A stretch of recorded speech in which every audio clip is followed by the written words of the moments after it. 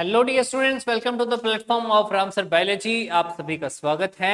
आज हम पहुंच चुके हैं हमारे बायोटेक्नोलॉजी के लेक्चर नंबर 4 पर। लेक्चर नंबर 4 में हम क्या पढ़ने वाले हैं, ये चीज हमारे लिए इंपॉर्टेंट होने वाली है। अभी तक जो हम पीछे पढ़ चुके हैं वो पढ़ चुके हैं भैया। हमने फॉरेन डीएनए देख लिया है, वेक्टर डीएनए देख लिया है, और उसके अलावा हमारा जो जीन ऑफ इंटरेस्ट है उसको निकालने के लिए, आइसोलेट करने के लिए, कंफर्म करने के लिए, सेपरेट करने के लिए हमने जेल इलेक्ट्रोफोरेसिस भी देख लिया है, जो आप पीछे के लेक्चर्स में जाकर देख सकते हैं। आज इस लेक्चर में हम क्या देखने वाले हैं, हमारे कॉम्पिटेंट सेल्स देखने वाले हैं, तो उनके बारे में हम कुछ बातें पढ़ेंगे। ट्रांसफॉर्मेशन के मेथड्स देखेंगे कि क्या क्या ट्रांसफॉर्मेशन मेथड्स हो सकते हैं, और ट्रांसफॉर्मेंट्स को कंफर्म करने के लिए क्या क्या प्रोसेस हमारे पास में है, वो चीज देखने वाले हैं। देखो भाई, ये हमारे पास में है मान लो वेक्टर डीएनए, और इस वेक्टर डीएनए को मैंने क्या कर लिया था बच्चों, मैंने इस वेक्टर डीएनए को आइसोलेट कर लिया था, और इस वेक्टर डीएनए के अंदर मैंने क्या डाल दिया था, तो मैंने बोला भैया मैंने मेरा फॉरेन डीएनए इसके अंदर इंसर्ट करवा दिया था। और ये सारी चीज करने से हुआ क्या भैया, हुआ ये कि मेरे पास में ये जो मेरा फॉरेन डीएनए है या वेक्टर डीएनए है, वो मेरे पास में कुछ ऐसा देखने को मुझे मिला। और ये जो डीएनए मुझे देखने को मिला, इस डीएनए की अगर हम बात करते हैं, this DNA is now the, इसको हम क्या बोल देंगे बच्चों, आर डीएनए इसको हम बोल देंगे। और ये जो आर डीएनए हमारे पास में बन चुका है, यानी रिकॉम्बिनेंट डीएनए, नई वैरायटी का डीएनए जो हमारे पास में बन चुका है, इसे हमें क्या करना है बच्चों, इंसर्ट करना है, या फिर हमें क्या करना है, ट्रांसफॉर्म करना है। और ट्रांसफॉर्म हम किस में करने वाले हैं बच्चों, होस्ट बॉडी के अंदर ट्रांसफॉर्म करने वाले हैं। तो होस्ट के अंदर हम इसको ट्रांसफॉर्म करेंगे, और होस्ट में ट्रांसफॉर्म करने के लिए हमें क्या करना पड़ेगा, हमें डाउनलोड करनी पड़ेगी हमारी ऐप रामसर बायोलॉजी, जो आपको प्ले स्टोर पर मिलने वाली है। ऐप के लिए अगर हम बात करें तो इसमें बहुत सारे इंटरेस्टिंग कोर्सेज जो हैं वो आपके लिए लाए गए हैं, बहुत सारे फ्री नोट्स या फ्री पीडीएफ्स या फ्री बुक्स जो हैं वो इस पर डाली गई हैं। तो आप लोग सभी जाकर उसको देख सकते हैं, समझ सकते हैं क्या क्या चीजें हमारे पास में अवेलेबल है। आ जाओ भाई, वापिस आ जाओ। हमने बोला इंसर्शन करना है सबसे पहले तो आरडीएनए का होस्ट के अंदर। इंसर्शन करने के बाद में ट्रांसफॉर्मेशन होगा, उसका ट्रांसफॉर्मेशन से हमें कंफर्मेशन मिलेगा कि ट्रांसफॉर्मेंट्स बने हैं या नहीं बने हैं, और फिर हमने फाइनली क्या करना है, सिलेक्शन करना है रिकॉम्बिनेंट कॉलोनीज का। ये हमारा आज का टास्क है। तो अब अगर आरडीएनए बनाना है, तो जैसे अभी अभी मैंने बताया तुम्हें, वेक्टर डीएनए, प्लाज्मिड डीएनए मेरे पास होने वाला है, और हम हमारे जीन ऑफ इंटरेस्ट यानी foreign DNA, gene of interest मतलब फॉरेन डीएनए के साथ में इसको क्या कर देंगे बच्चों, इंसर्ट कर देंगे, लाइगेज करवा देंगे, जोड़ देंगे। जोड़ते ही हमारे पास में क्या बन जाएगा, तो हमने बोला हमारे पास बन जाएगा हमारा पर्टिकुलर एक आर डीएनए, ठीक है, रिकॉम्बिनेंट डीएनए। ये रिकॉम्बिनेंट डीएनए जो है, इसको आप अगर जानना चाहते हैं कि क्या है, तो आप हमारे इस नंबर पर कॉल कीजिए हमें, और पूछिए हमसे कि ये क्या है, ठीक है। मजाक कर रहा था, एक्चुअली आप लोग हमें कॉल कर सकते हैं, और आप हमसे जो भी डाटा है, हमारे पास में जो भी पीडीएफ है तुम्हारे लिए या कंटेंट है, वो आप लोग फ्री ऑफ कॉस्ट ले सकते हैं हमारे से। आप सिर्फ और सिर्फ अपनी समस्या बताइए, हल हम करेंगे। आ जाओ जी। टीआई प्लाज्मिड, अभी पीछे के लेक्चर में हम बात करके आए थोड़ी सी टीआई प्लाज्मिड के बारे में। प्लांट्स में इसको पर्टिकुलरली यूज किया जाता है। एग्रोबैक्टीरियम ट्यूमिफेशियन जो है वो क्या करता है कि कुछ प्लांट्स को, डाइकोट प्लांट्स को क्या कर देता है, क्या कहते हैं उसको, इन्फेक्ट कर देता है। इन्फेक्ट करने की वजह से गड़बड़ हो जाती है। ट्यूमर इंड्यूसिंग या टीआई प्लाज्मिड जो है वो प्रेजेंट होता है बैक्टीरियम, एग्रोबैक्टीरियम ट्यूमिफेशियंस के अंदर। और यहां पर हम क्या करते हैं, क्लोनिंग वेक्टर को यूज करते हैं ताकि हम डिलीवर कर सके हमारे डिजायरेबल जीन जो हम चाहते हैं, और उस होस्ट प्लांट को ट्रांसजेनिक बना सके, ताकि उस पर इसका असर दोबारा से ना हो, यानी कि ये जो है पर्टिकुलर इन्फेक्टेड ना हो, ठीक है। तो उसके लिए हम ये सारा काम करते हैं। पीबीआर 322 के बारे में हम पीछे पढ़ चुके हैं। पीबीआर 322 जो है उसके पास में 7 मेन रिकॉग्निशन साइट्स होती हैं। उसके अलावा एम्पिसिलिन और टेट्रासाइक्लिन जैसे रेजिस्टेंट जीन जो है इनके पास में पाए जाते हैं। आरडीएनए को जब मुझे होस्ट बॉडी के अंदर इंसर्ट करना है, तो इंसर्ट करने के लिए मुझे क्या चाहिए, तो हमने बोला सबसे पहले तो मेरा जो डिजायर्ड डीएनए है वो मुझे इंसर्ट करना है अगर, तो मुझे उसको रिकॉम्बिनेंट डीएनए के फॉर्म में लाना होगा, आरडीएनए के फॉर्म में लाना होगा। उसके बाद में मैं ये जो आरडीएनए है इसको मैं क्या करूंगा, इंसर्ट करूंगा बैक्टीरिया के अंदर, और ये आरडीएनए एंटर हो जाएगा अपने आप इसमें। तो अपने आप एंटर हो रहा है, तो तुम भी अपने आप डाउनलोड कर लो ना, बार बार मुझे बताने की जरूरत क्यों पड़ रही है भाई। हमारे ऐप जो है उसको आप डाउनलोड कर सकते हैं प्ले स्टोर से, और बहुत ही बेहतरीन बेहतरीन कोर्सेज जो हैं वो आप पा सकते हैं वहां पर पर्टिकुलरली, और अपनी इस नीट की जर्नी को, सीयूटी की जर्नी को आप और ज्यादा एनहेंस कर सकते हैं। तो आप जाइए फटाफट से और डाउनलोड कीजिए हमारा ऐप। आरडीएनए की बात करते हैं भैया। आरडीएनए जो है होस्ट के अंदर, insertion of rDNA into the host कैसे इंसर्ट होगा, मैंने पिछली वीडियो में बात करी थी कि भैया हमारे अंदर मान लो कोई इंसान कुछ इंजेक्ट करना चाहता है, तो क्या तुम हाथ आगे कर दोगे क्या? मुंह आगे कर दोगे क्या, पीठ आगे कर दोगे क्या कि भैया अल्लाह इंसर्ट कर ले कुछ भी चीज, नहीं ना, तुम क्या करोगे, उसको रेजिस्ट करोगे कि भाई ना ना भाई मेरे लिए ये चीज नहीं है भाई, मैं मुझे नहीं करवाना है ये। सेम तरीके से ये है कि हमारा होस्ट जो होता है, जैसे कि मान लो कोई बैक्टीरिया हमारा होस्ट है, ठीक है, कोई प्लांट हमारा होस्ट है, कोई एनिमल हमारा होस्ट है, तो कोई भी होस्ट है जो वो क्या करेगा बच्चों, वो उस चीज को रेजिस्ट करेगा कि भैया ना ना ना मुझे नहीं चाहिए, मुझे नहीं चाहिए। लेकिन हमें तो क्या करना, हमें तो आरडीएनए डालना है जबरदस्ती उसके अंदर। आरडीएनए डालने के लिए हमें क्या करना पड़ेगा, बैक्टीरियल सेल जैसे हैं उनकी बात करें तो उनके पास में हाइड्रोफोबिक मेम्ब्रेन होती है, आरडीएनए जो है वो हाइड्रोफिलिक होता है, नेकेड डीएनए जो है वो डायरेक्टली पास नहीं किया जा सकता है बैक्टीरिया के अंदर। Charge on the both cell and the DNA are negative and hence they repel each other, एक दूसरे को रिपेल करते हैं, जिसकी वजह से गड़बड़ हो जाती है क्या कि वहां पर बैक्टीरियल डीएनए जो है उसके साथ में हम हमारा वेक्टर डीएनए इंसर्ट नहीं करवा पाते हैं। और इसी के लिए देखो नहीं करवा पाते हैं बाद में एडमिशन, इसलिए पहले ही बोल रहा हूं कि पहले ही एडमिशन ले लो। लॉन्ग ईयर बैचेस हमारे स्टार्ट हो चुके हैं, आपको हमारा ये जो कोर्स है ये लाइव मिलेगा हमारी एप्लीकेशन पर। डाउनलोड करो हमारा ऐप रामसर बायोलॉजी और वहां पर जाकर इस कोर्स को आप एनरोल कर सकते हैं। देखिए insertion of rDNA into the host body के अंदर आरडीएनए हमारा इंसर्ट करवाना है। इंसर्ट करवाने के लिए मुझे क्या करना पड़ेगा, सबसे बेस्ट मेथड है भैया, सबसे बेस्ट और सिंपल मेथड क्या है, मुझे कई सारे कैल्शियम आयंस जो हैं उनसे परमिबिलिटी इसकी क्या करनी पड़ेगी बच्चों, बढ़ानी पड़ेगी। अगर मैं इसकी मेम्ब्रेन को परमिएबल बना दूंगा कि ताकि ये क्या कर सके, उस नेगेटिवली चार्ज आयन को या फिर मटेरियल को ये अपने अंदर ट्रांसफॉर्म कर सके, उसके लिए अगर मैं क्या करूं, यहां पर डाइवेलेंट कैटायंस का यूज कर सकता हूं, जिससे कि मेरा आरडीएनए जो है वो डायरेक्टली इसके अंदर जा सकता है। कैल्शियम जो है वो एक डाइवेलेंट कैटायन है जो कि वहां पर होस्ट बॉडी या होस्ट सेल के अंदर हमारा जो डीएनए हम जो डालना चाहते हैं बाहर से, एक्सोजीनस डीएनए जिसको बोल सकते हैं, तो वो उसको हम ट्रांसफॉर्म करने के लिए हेल्प में ले सकते हैं। और कैल्शियम जो है यहाँ पर ये हमारा डाइवेलेंट कैटायन हो जाएगा जो यहाँ पर ये चीज करने वाला है। After calcium exposure, the cell and the DNA become electrostatically neutral, electrostatically neutral हो जाता है और देन कैटायन जो है वो एनवायरनमेंट में उसके पहुंच जाता है, वहां पर जाकर बैक्टीरिया में इंट्रोड्यूस करता है उस डीएनए को जो हमने वहां पर इंसर्ट करवाया था उसके अंदर। ट्रांसफॉर्मेशन जब होता है तो ट्रांसफॉर्मेशन के दौरान हम क्या देखते हैं कि भैया सेल जो है वो उस डीएनए को लेने के लिए क्या हो जाते हैं, कैपेबल हो जाते हैं। कैपेबल हो जाते हैं इसका मतलब क्या बोलते हैं उसको, इंग्लिश में महंगे वर्ड में क्या बोल देंगे उसको, कॉम्पिटेंट हो जाते हैं। अगर कॉम्पिटेंट बनाना है हमें किसी होस्ट को या सेल को, तो हमें क्या करना पड़ेगा भैया, कॉम्पिटेंस करना पड़ेगा। कॉम्पिटेंस में हम क्या करते हैं कि उसमें आरडीएनए डालने के लिए एबिलिटी बनाते हैं। एबिलिटी बनाने के लिए हमें क्या करना पड़ेगा, ट्रांसफॉर्मेशन देखना पड़ेगा। ट्रांसफॉर्मेशन के लिए हमने क्या बोला, process of the introducing of DNA into the competent cell, introducing of DNA into the competent cells, इसी को हम बोलते हैं ट्रांसफॉर्मेशन। यानी हम ट्रांसफॉर्मेशन जब करते हैं तो यानी हम एक तरह से बाहर का जो डीएनए सैंपल है वो उस बैक्टीरिया के अंदर या होस्ट बॉडी के अंदर डालना चाहते हैं, जिसके लिए हमारे पास में कई सारे मेथड्स हो सकते हैं। These are the methods of transformation. Transformation के लिए कई सारे मेथड्स हो सकते हैं। हीट शॉक मेथड सबसे पहला मेथड है जिसके अंदर क्या किया जाता है, किसी भी जैसे बैक्टीरिया है उस बैक्टीरिया को सबसे पहले हीट शॉक दिया जाएगा, टेम्परेचर हाई टेम्परेचर दिया जाएगा और देन हाई टेम्परेचर देखते ही उसको वापस से एकदम से लो टेम्परेचर पर यानी आइस पर लिटा दिया जाएगा। और आइस पर लिटाने से क्या होगा, उसकी मेम्ब्रेन जो है वो पोरस हो जाएगी और पोरस होने की वजह से वहां पर किसी भी चीज का एनरोलमेंट जो है वो हमें देखने को मिल सकता है। सेकंड हमारे पास में है माइक्रो इंजेक्शन। माइक्रो इंजेक्शन के थ्रू हम क्या कर सकते हैं, डायरेक्टली उसके सेल और सेल के अंदर उसका न्यूक्लियस के अंदर डायरेक्टली उसको ट्रांसफर कर सकते हैं जो डीएनए हम ट्रांसफर करना चाहते हैं उसे, ठीक है। उसके बाद में बायोलिस्टिक गन है। बायोलिस्टिक गन जो है उसमें हम टंगस्टन या फिर गोल्ड का यूज करते हैं, उनकी लेयर मेम्ब्रेन बनाते हैं और उनके थ्रू हम क्या करते हैं, हमारा डीएनए सैंपल जो उनमें रैप कर देते हैं और रैप करने से वो बायोलिस्टिक गन जो है वो क्या करती है, इनको उनके अंदर पहुंचा देती है। चौथा हो गया, चौथा क्या है, डिसआर्म्ड पैथोजन। डिसआर्म्ड पैथोजन का क्या मतलब हुआ कि भैया ऐसे पैथोजन को हम वहां पर यूज करें जो इन्फेक्शन करते हैं।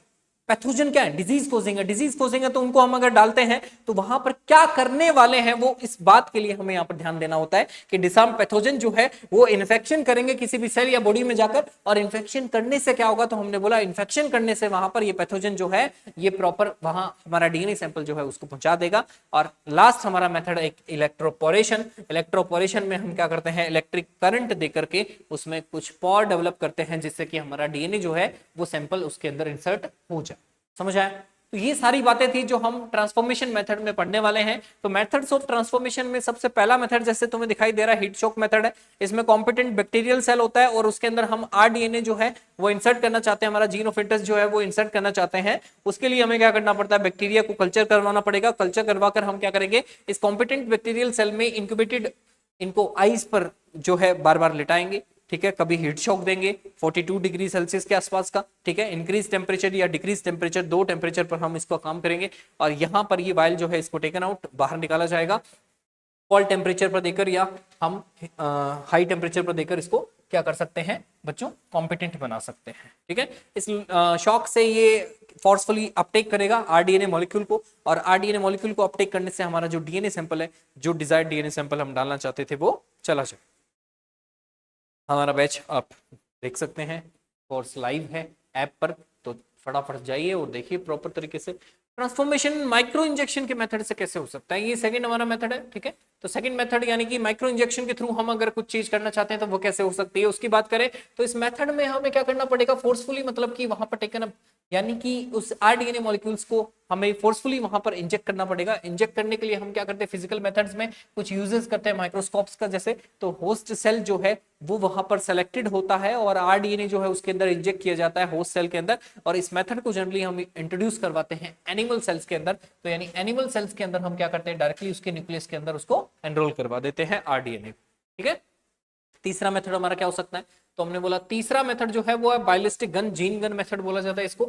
जीन गन का मतलब क्या हो गया, यहाँ पर एक गन लाइक इंस्ट्रूमेंट बनाया जाता है जिससे कि हम आरडीएनए मॉलिक्यूल को होस्ट में डालना चाहते हैं, और ये जो यहाँ पर ये गन बनाई जाती है, इस गन में हमने बोला कि भैया बुलेट की जगह हम क्या करते हैं, यहाँ पर हम टंगस्टन या फिर गोल्ड के जो फिलामेंट्स हैं उनको यूज करते हैं, और उन लेयर्स में हमारा जो डीएनए सैंपल है उसको रैप करके, और फिर प्लांट सेल के अंदर, ये वाला मेथड जो है ये इंपॉर्टेंटली किसके लिए होता है, ये जेन्युइनली प्लांट्स के लिए होता है। प्लांट सेल्स के अंदर हम इसको क्या कर सकते हैं बच्चों, इंसर्ट कर सकते हैं प्रॉपर तरीके से। ठीक है, तो अब माइक्रो पार्टिकल्स जो है वो गोल्ड और टंगस्टन से मिलकर बने होते हैं, ये मैंने बात बता दी है तुम्हें, और इनके अंदर हमारा क्या होता है, आरडीएनए सैंपल जो है वो प्रेजेंट होता है।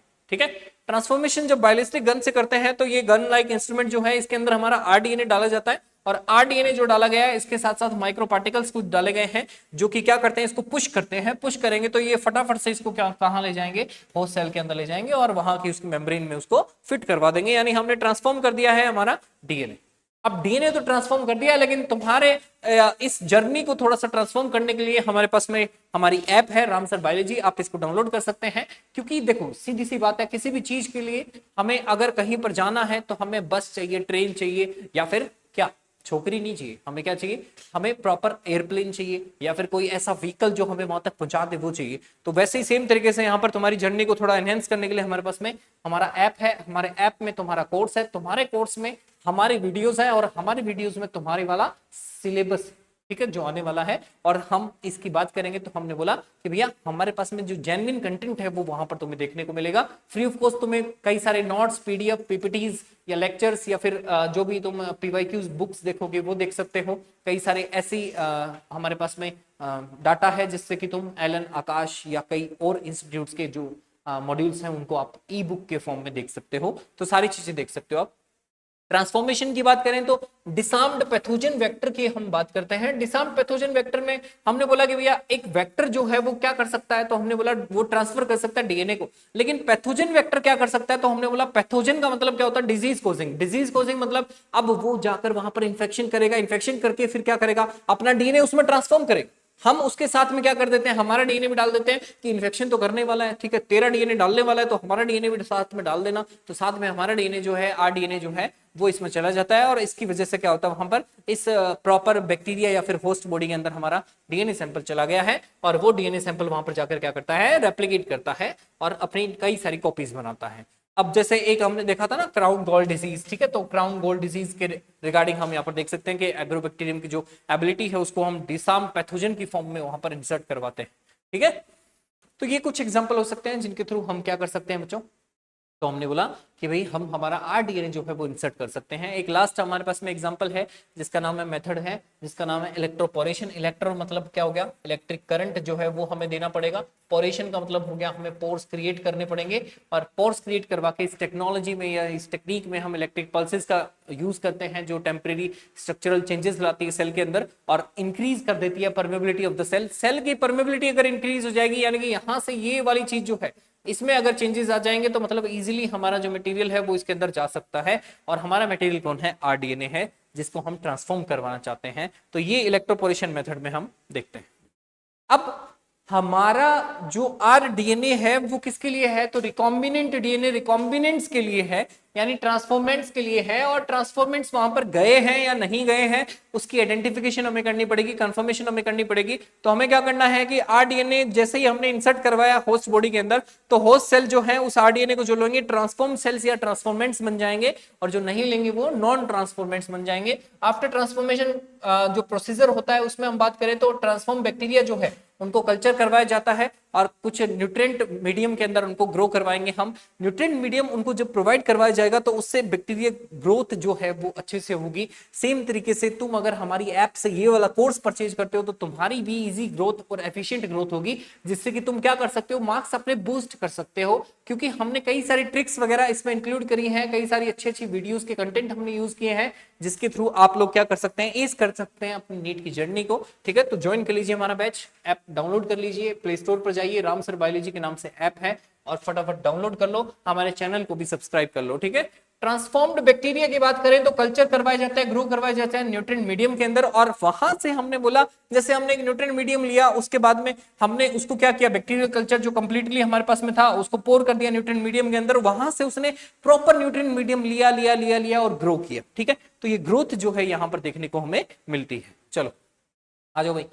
अब ये जो ट्रांसफॉर्मेंट्स है इनका कंफर्मेशन करने के लिए हमने बोला हम यहां तक पहुंच चुके हैं कि बैक्टीरियल कल्चर जो है वो हमारे पास में आ चुका है, ग्रो हो रहा है, ग्रोथ चल रही है उसकी। After incubation the culture grows in the form of the colonies, कई सारी कॉलोनीज बनाएगा। ऑरेंज डॉट्स जो हैं वो बैक्टीरियल कॉलोनीज की जो है वो वहां पर हमें दिखाई देंगी। मल्टीपल कॉलोनीज जो है वहां पर ग्रो करेंगी और अपीयर करेंगी, और उसके बाद में जो सेल्स हैं वो उस प्लेट में हमें देखने को मिलेंगे, और कई सारी कॉलोनीज हमें देखने को मिलेगी। इसका कहने का मतलब है दो तरह की कॉलोनीज हमें देखने को मिलेगी, एक मिलेंगे हमें ट्रांसफॉर्मेंट्स और एक मिलेंगे नॉन ट्रांसफॉर्मेंट्स। दो तरह के लोग हमें देखने को मिलेंगे, यानी कि जिनके अंदर आरडीएनए चला गया है वो रिकॉम्बिनेंट सेल यानी ट्रांसफॉर्म सेल बनने वाले हैं, ट्रांसफॉर्मेंट्स बनने वाले हैं। जिनमें नहीं गया है वो नॉन रिकॉम्बिनेंट्स यानी नॉन ट्रांसफॉर्मेंट्स बनने वाले हैं। रिकॉम्बिनेंट कॉलोनीज जो है वो वहां पर डिस्टिंग्विश करी जा सकती है isolated from the non transformants. दो मेथड है इसके, दो मेथड मतलब रिकॉम्बिनेंट कॉलोनीज के अंदर एक तो क्या देखने को मिलेगा, हमें एंटीबायोटिक रेजिस्टेंस जीन्स देखने को मिलेंगे यानी एंटीबॉडी रेजिस्टेंस देखने को मिलेगा।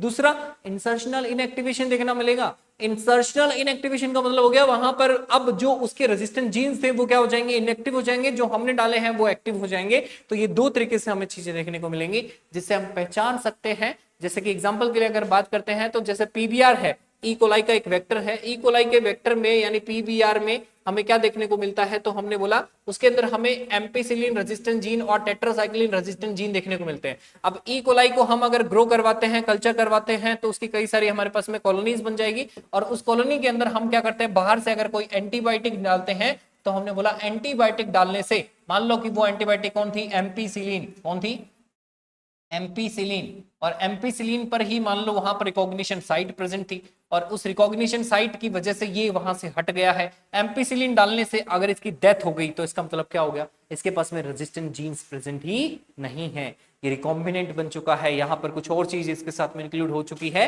जिसकी वजह से हम पहचान सकते हैं कि भैया हमारा जो सैंपल है वो यहाँ पर अटैच हुआ है या नहीं हुआ है। एंटीबायोटिक रेजिस्टेंट जीन के बारे में बात करनी है तो नॉर्मल बैक्टीरिया जो है वो मारे जा सकते हैं in the presence of antibiotics, लेकिन अगर हम बाहर से कुछ नई चीज डालते हैं तो वहां पे कुछ ना कुछ साइट्स जो हैं वो आ जाती हैं, जैसे एंटीबायोटिक रेजिस्टेंट जीन्स की साइट आ सकती है जो उसको बचा सकती है। ठीक है, हमारे चैनल को सब्सक्राइब कीजिए, ठीक है, क्योंकि आपको यहाँ पर बहुत ज्यादा अच्छा कंटेंट हम देने वाले हैं और बहुत ही जेन्युइन कंटेंट हम देने वाले हैं। फ्री नोट्स के लिए, पीपीटीज के लिए, या आप पीवाईक्यू बुक्स के लिए हमें कांटेक्ट कर सकते हैं, या फिर हमारा ये जो डिस्क्रिप्शन लिंक होगा नीचे उसमें आप जाकर वहां से हमारा टेलीग्राम चैनल ज्वाइन कर लीजिए, वहां पर जाके आप सारी इंफॉर्मेशन ले सकते हैं।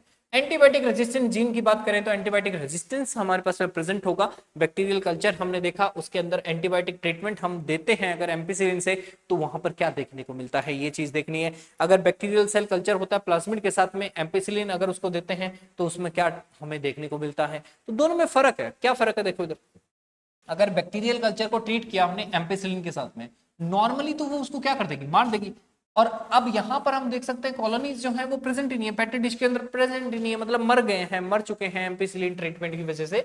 लेकिन अगर पीवीआर 322 की बात करें तो पीवीआर 322 के अंदर क्या है, एम्पिसिलिन रेजिस्टेंट जीन है, जिससे क्या होगा कि एम्पिसिलिन का असर जो है वो नल कर दिया जाएगा। नल एंड वॉइड असर के बाद में वहां पर हमें कई सारे जो फैक्टर्स हैं या कॉलोनीज हैं वो ये देखो देखने को हमें मिलती है, सही है ना। तो ये चीजें हैं जो हमें इंपॉर्टेंटली याद रखनी है एंटीबायोटिक रेजिस्टेंस में। यहाँ पर पीवीआर 322 में अगर बात करते हैं तो कई सारी साइट्स हैं यहाँ पर जो जीन ऑफ इंटरेस्ट को हमारे इंसर्ट करवाती हैं और इनको क्लोनिंग साइट्स बोला जाता है। ये क्लोनिंग साइट जो है ये हमारे जो एंटीबायोटिक रेजिस्टेंट जीन्स होते हैं उनके साथ में भी कोलाइड करवाती है, जिससे नीचे देखो लिखा है क्लोनिंग साइट्स जो यहाँ पर प्रेजेंट है वो एंटीबायोटिक रेजिस्टेंट जीन की जगह प्रेजेंट है। यानी कि यहाँ पर हम अलग अलग तरीके से कई सारी साइट्स देख सकते हैं जिनको हम ऑलरेडी पढ़ चुके हैं, ठीक है। चलो अब ये हमारा जीन ऑफ इंटरेस्ट की हम जो बात कर रहे थे इतनी देर से, तो रेस्ट्रिक्शन एंडोन्यूक्लियस जो है वो कट करता है जब डीएनए सैंपल को, तो वो इंसर्ट करवाता है जीन ऑफ इंटरेस्ट को, और जीन ऑफ इंटरेस्ट जो है उसका इंसर्शन जो है उसकी वजह से जैसे टेट्रासाइक्लिन का रेजिस्टेंस मान लो जा सकता है। सेम एग्जांपल जैसे हमने अभी एम्पिसिलिन का लिया था वैसे हम टेट्रासाइक्लिन का ले सकते हैं। यहाँ पर हम इसकी जगह पर यानी किसकी जगह पर, ये जो जीन ऑफ इंटरेस्ट है उसको हम क्या करवा रहे हैं, अगर मान लो इसकी जगह पर इंसर्ट करवा रहे हैं तो टेट्रासाइक्लिन रेजिस्टेंट जीन यहाँ से हट जाएगा, जिसकी वजह से हमने क्या बोला, गड़बड़ हो जाएगी। यानी टेट्रासाइक्लिन के लिए ये रेजिस्टेंट शो नहीं करेगा, रेजिस्टेंस शो नहीं करेगा मतलब वो मर जाएंगे और ये सेल्स आगे ग्रोथ नहीं कर पाएंगे। सिलेक्शन ऑफ रिकॉम्बिनेंट्स की जब हम बात करने वाले हैं तो हमने पहचाना कि भैया यहाँ पर इन दोनों चीजों की वजह से क्या क्या चीजें हो रही है कि नॉर्मल सेल्स जो है वो मर रहे हैं, पीबीआर के सेल्स नहीं मर रहे हैं, जिनमें क्लोनिंग वेक्टर है या क्लोनिंग साइट्स है या एंटीबायोटिक रेजिस्टेंट जीन्स प्रेजेंट है, सेलेक्टेबल मार्कर्स प्रेजेंट है, वो नहीं मर रहे हैं। तो इसका मतलब क्या हो गया, हम आरडीएनए अगर किसी में डालते हैं तो वहां हम इंसर्ट करवा सकते हैं, नए ट्रांसफॉर्मेंट्स हम बना सकते हैं। यहाँ पर ये एंटीबायोटिक रेजिस्टेंस की बात करें तो ये कम्बरसम प्रोसेस है जिसमें बहुत ज्यादा उलझन होती है। जैसे एक कल्चर प्लेट है, फिर दूसरी कल्चर प्लेट पर हाथों हाथ हमें इंसर्ट करना पड़ेगा, तीसरी पर इंसर्ट करना पड़ेगा, ऐसे कई सारा लंबा प्रोसीजर होता है। तो थोड़ा सा इसको हमने डिफिकल्ट प्रोसीजर में माना है। It require the simultaneous plating on the plates having different antibiotics, अलग अलग एंटीबायोटिक्स के थ्रू हमें प्लेटिंग करनी पड़ती है, सही है। देखो फटाफट से,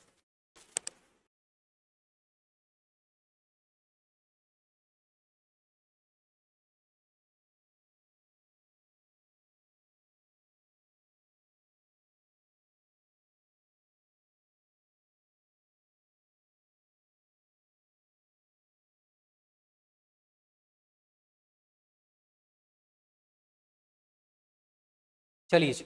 अब इंसर्शनल इनएक्टिवेशन क्या है, तो देखो यार इंसर्शनल इनएक्टिवेशन में हम एक एग्जांपल लेते हैं। जैसे हमारे पास में बीटा गैलेक्टोसाइडेज है, बीटा गैलेक्टोसाइडेज में एक जीन होता है हमारे पास में, लैक जेड बोला जाता है, लैक जी बोला जाता है, जिसको बैक्टीरिया जो है वो PUC8 के साथ में है, मान लो ब्लू कलर की कॉलोनीज देता है क्रोमोजेनिक सबसेट के प्रेजेंस में हमें।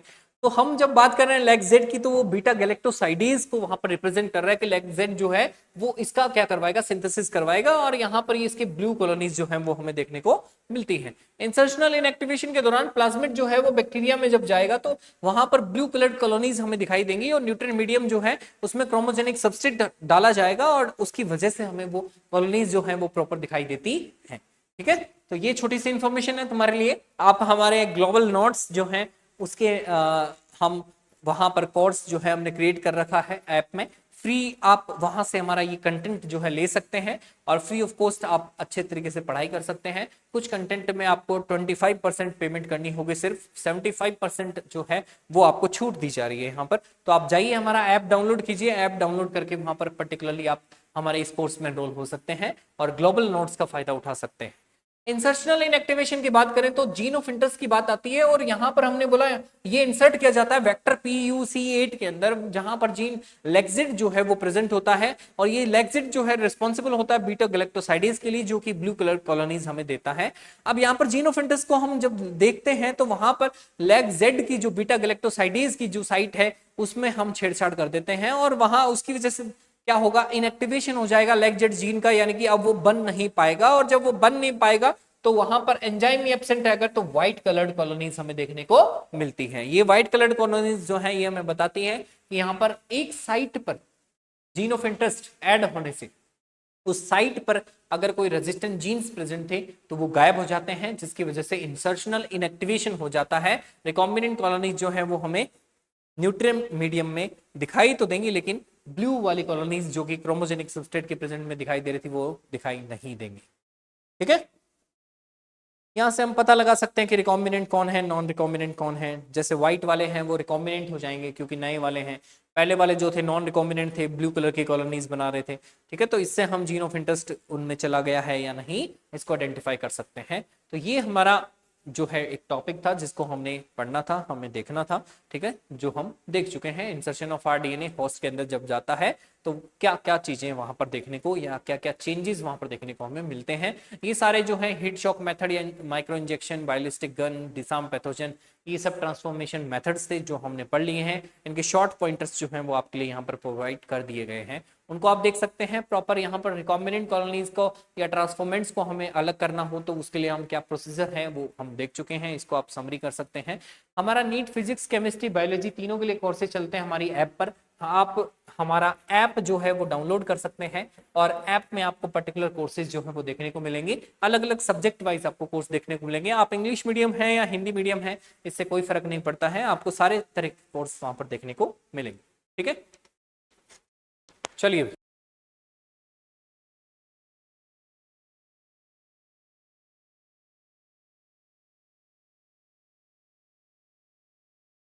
इंटरेस्ट जो है बच्चों उसका आइडेंटिफिकेशन हमें करना है, आइसोलेशन करना है, एम्पलीफिकेशन करना है। अब पीसीआर जो प्रोसेस है उसको हम आगे देखने वाले हैं कि पीसीआर पॉलीमरेज चेन रिएक्शन क्या होता है।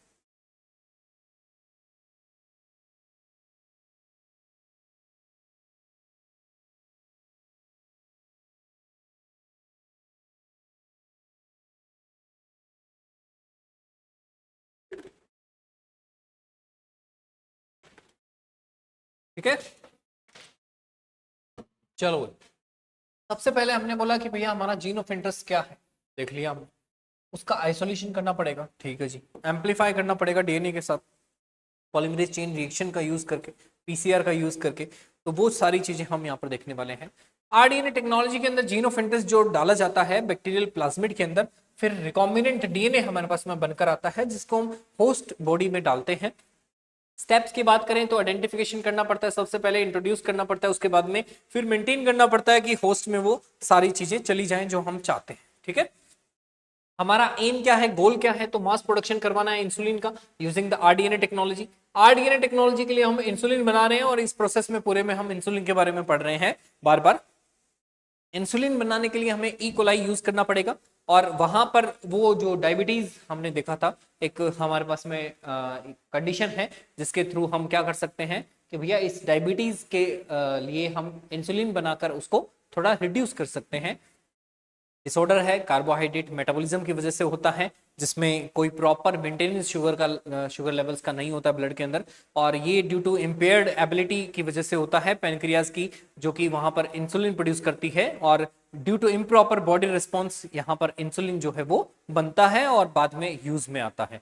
पेशेंट जो है वो इंसुलिन लेते हैं इंजेक्शन के थ्रू और वहां ब्लड शुगर लेवल्स को वो विद इन द रेंज रखते हैं। ठीक है, तो वो चीजें हमें ध्यान देनी है। आइडेंटिफिकेशन जीन का करते हैं तो जीन ऑफ इंटरेस्ट जो है वो हमें पता लग जाएगा कि कौन सा हमारा जीन है जो कि क्या करेगा, प्रॉपर इंसुलिन को प्रोड्यूस करवाने वाला है।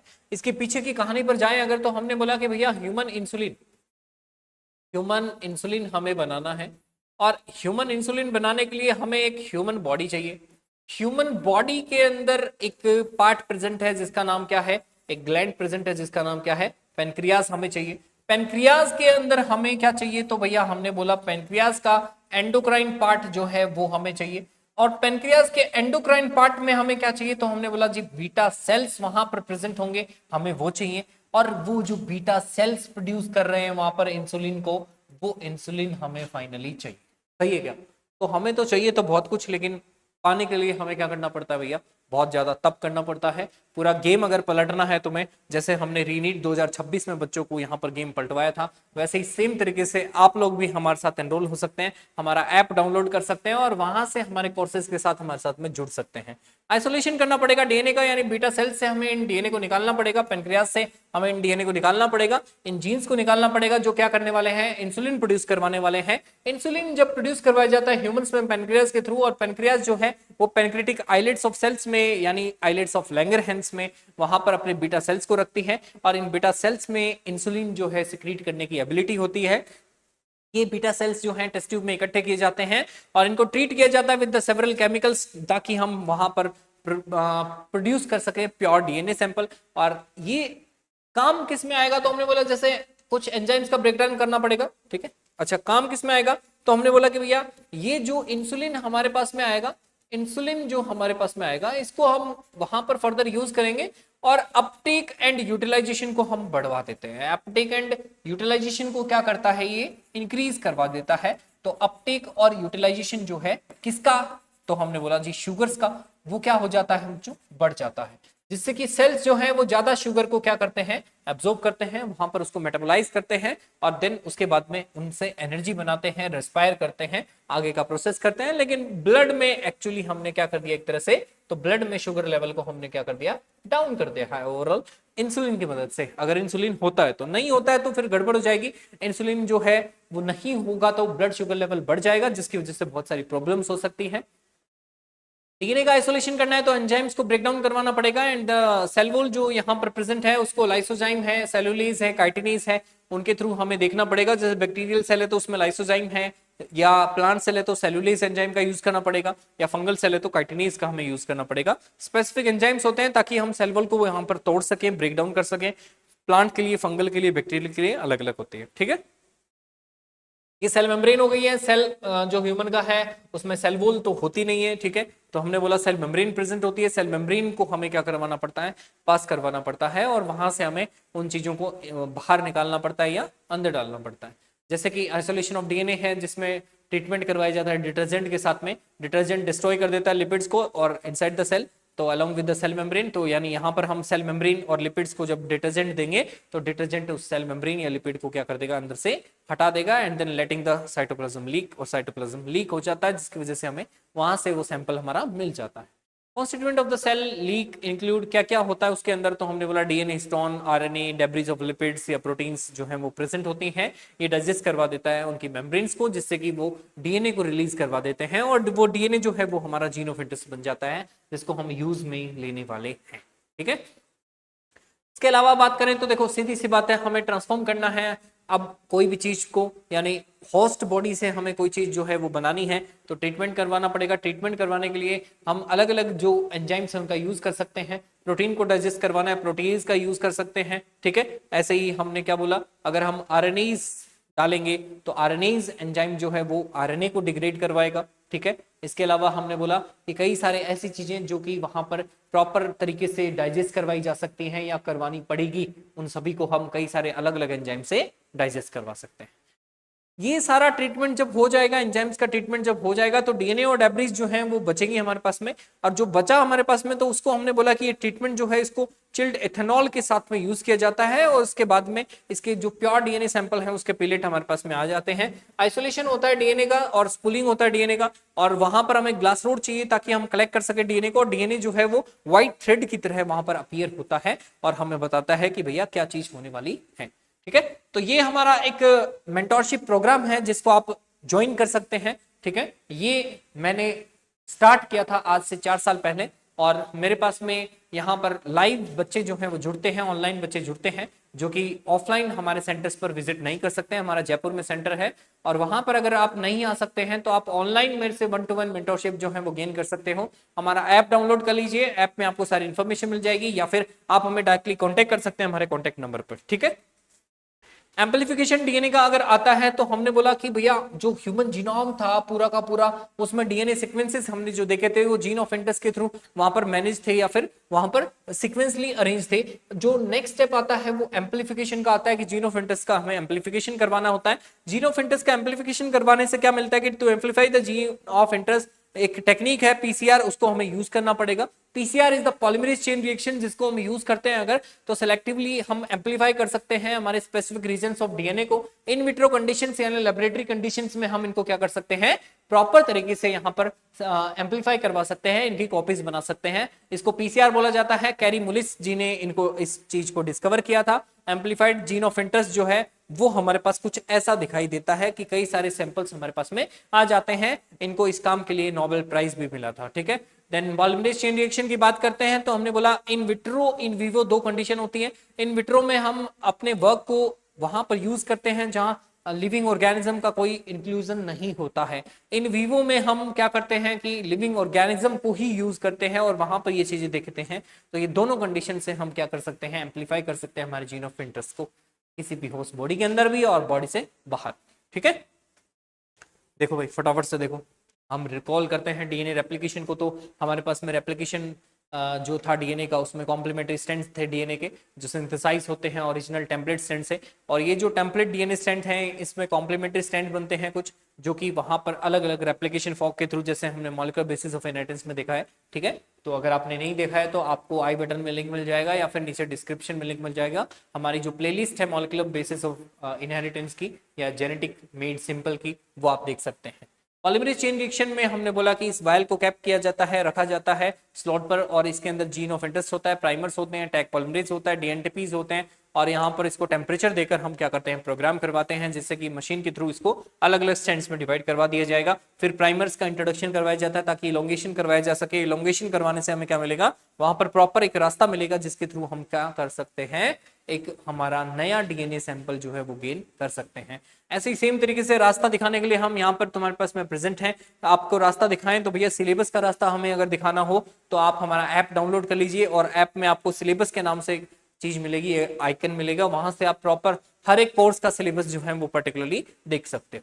पॉलीमरेज चेन रिएक्शन के इंग्रेडिएंट्स जो हैं उनकी बात करें तो इंग्रेडिएंट्स में हमारे पास में क्या क्या चीजें हो सकती हैं, जीन ऑफ इंटरेस्ट, जिसमें डीएनए जो जीन ऑफ इंटरेस्ट का है वो हो सकता है, एंटायर जीनोमिक डीएनए के साथ में प्रेजेंट हो सकता है, और डी ऑक्सीन्यूक्लियोटाइड ट्राइफॉस्फेट जिसको डीएनटीपीज बोला जाता है वो यहाँ पर देख सकते हैं। फॉस्फेट ग्रुप्स जो डीएनटीपीज के प्रेजेंट हैं, जो प्रोवाइड करते हैं एनर्जी, वो वहां पर हमें मिल सकते हैं। और न्यूक्लियोटाइड बेसिस जो हैं बिल्डिंग ब्लॉक्स होते हैं नए डीएनए स्ट्रैंड्स के लिए, तो वो वहां पर देखने को मिल सकते हैं।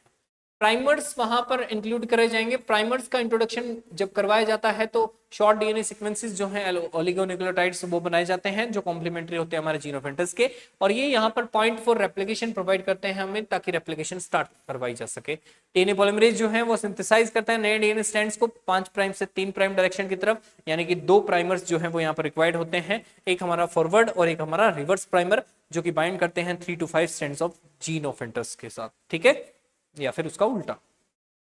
तो ये सारी बातें हैं जो हमें ध्यान में रखनी है पॉलीमरेज चेन रिएक्शन के लिए, कैसे कैसे ये रिएक्शन हमारे लिए इंपॉर्टेंट हो सकती है।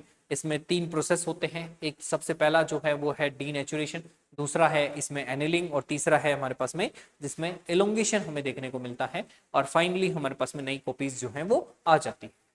ठीक है, तो ये सारी चीजें हमें यहाँ पर देखनी है। इंग्लिश मीडियम हिंदी मीडियम दोनों तरह के बैचेस हमारे पास में प्रेजेंट हैं, आप हमारे साथ जुड़ सकते हैं और प्रॉपर हर एक बैच में एनरोल हो सकते हैं हमारे ऐप पर, और हमारा ऐप जो है वो आपको प्ले स्टोर पर मिल जाएगा।